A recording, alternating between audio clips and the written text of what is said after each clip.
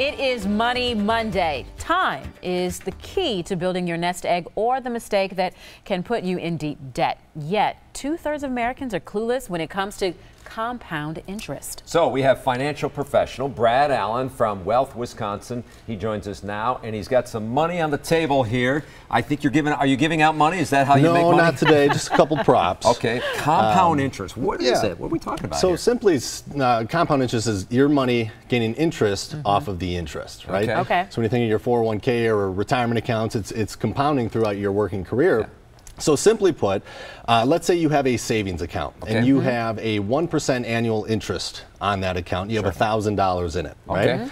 So the first year, you're going to gain $10. Are you going to make us do math?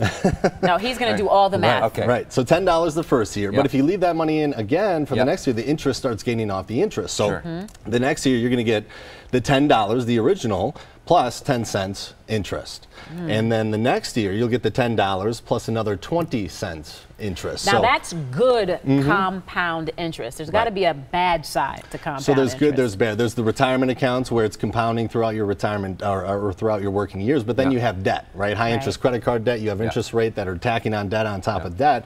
And it makes it hard to pay off. It takes a lot longer to pay that debt off. So there's things that you can do like snowballing the debt. You want to make sure that you get rid of the debt as soon as you possibly can. So how do we make it work for us?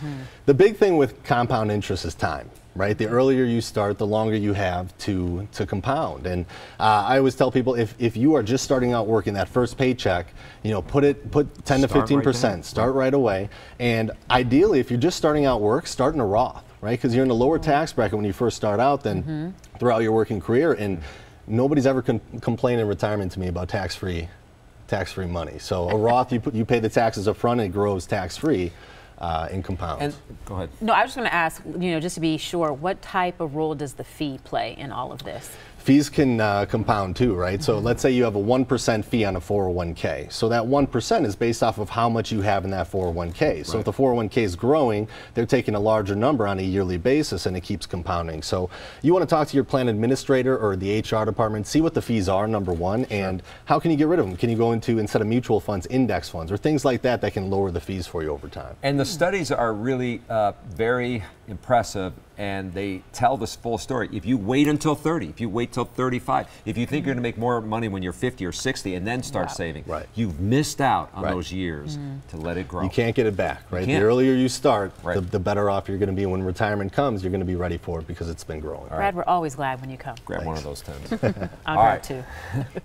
Have a question for our experts? Email them at asktheexpert@today'stmj4.com. You can also leave a voicemail. We do have the number right there for you.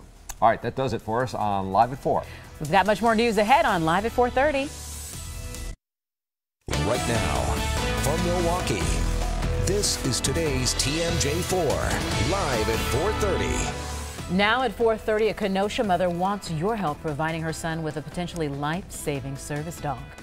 Jennifer Workman is hoping some warm hearts will help her son who is suffering from epilepsy. The mother of 6 says her 8-year-old needs a service dog to keep him alive. But as Julia Fellows found out, it won't come cheap.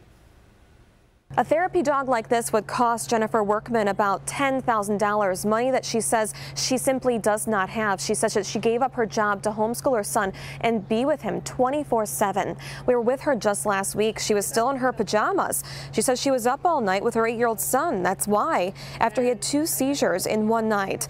Zachary sleeps in her bed and is always in sight, she says, because soon after he has grand mal seizures, his airways need to be cleared immediately. She says a lot of times he doesn't even recognize her afterwards and remains a state where he looks like he is sedated.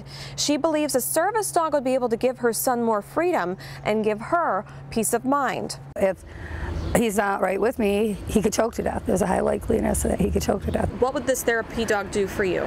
The dog would be able to clear his airway after he had a seizure, and also alert that he had a seizure. We reached out to the Epilepsy Foundation of Southeast Wisconsin. They gave us a list of reputable companies that sell service animals like this one.